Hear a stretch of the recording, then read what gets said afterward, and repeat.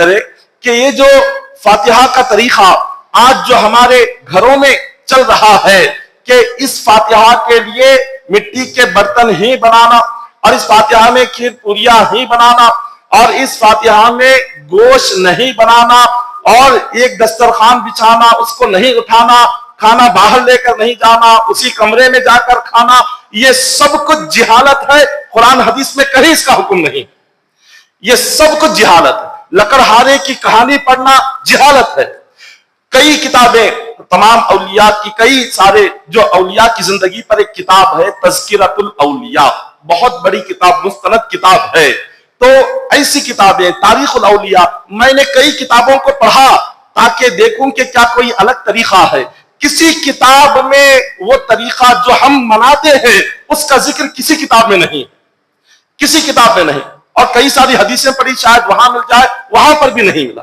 تو تمام احادیث اولیاء کی سیرت کی کتابیں سب پڑھنے کے بعد، کئی سارے علماء سے مشورہ کرنے کے بعد، سب نے یہی کہا کہ یہ جو آج ہمارے گھروں میں امام جعفر صادق رضی اللہ تعالیٰ عنہ کے نام پر جو ہم کرتے ہیں، یہ سب سے بڑی جہالت ہے، گمراہی ہے۔ یہ گمراہی ہے کہ آپ گوشت کھا کر نہیں جانا، بتائیے کہاں پر ہے؟ اگر کوئی یہ کر رہے ہیں، کوئی دلیل لائے، کوئی قرآن کی آیت ہے کہ جس میں اللہ نے یہ کہا ہو کہ آپ جب امام جعفر صادق رضی اللہ تعالیٰ عنہ کی فاتحہ خوانی کرے تو آپ گوشت نہیں کھانا، گوشت نہیں پکانا ہے، گوشت کھائے تو پھر اندر داخل نہیں ہونا؟ نعوذ باللہ من ذالک، کیا باتیں ہیں!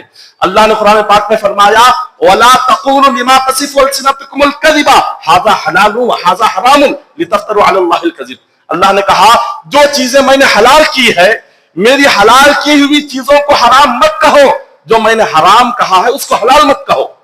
اللہ نے جو چیزیں حلال کر رکھی ہے ان چیزوں کو ہم کیا کرتے ہیں کہ نہیں، یہ چیزیں اس میں نہیں بنانا۔ اور ایسی جہالت کہ کوئی اگر رشتہ دار نہیں آئے اور اس چیز کو باہر نہیں نکالتے، کہتے ہیں کہ نہیں باہر نہیں نکالنا ہے، اسی کمرے میں جا کر کھانا ہے، اور مٹی کے برتن نہیں، باہر نکالیں گے تو پتہ نہیں کیا ہو جائے گا، گوشت پکائیں گے تو کیا پتہ نہیں کیا قیامت آ جائے گی۔ اب آپ یہ باتیں کہاں سے آئی؟ اگر پوچھیں کہ یہ تم نے سکھایا کس نے؟ کیا کسی عالم نے کہا، کسی مفتی نے کہا، کسی فاضل نے کہا، کسی حافظ نے کہا، کیا کسی مولوی نے کہا؟ کہتے ہیں نہیں، ہماری دادی ایسا کرتے تھے، ہماری نانی کرتے تھے، یہ ہمارے خاندان سے ہے۔ کیا شریعت، کیا دادی اور نانی کہنے کا نام شریعت ہے یا قرآن حدیث کہنے کا نام شریعت ہے؟ قرآن اور حدیث کی بات کو ماننا شریعت ہے یا خاندان سے جو سلسلہ چلا آ رہا ہے اس سلسلے کو ماننے کا نام شریعت ہے؟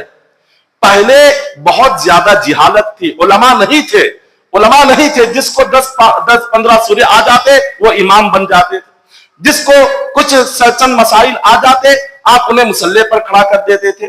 تو ایک جہالت کا زمانہ پچھلے دور میں چلا، جب علماء نہیں، علم نہیں تھا، تب وہ ساری چیزیں چل رہی تھی۔ اب علم آ چکا ہے، علماء ہے، حفاظ ہے، فضلاء کرام ہے، مفتیان کرام ہے، اب علم عام ہو رہا ہے، اور جب علم عام ہو رہا ہے اس وقت میں ہمیں جاننا چاہیے کہ کیا چیز قرآن اور حدیث کرنے کی اجازت دیتی ہے اور کیا چیز قرآن اور حدیث کرنے کی اجازت نہیں دیتی۔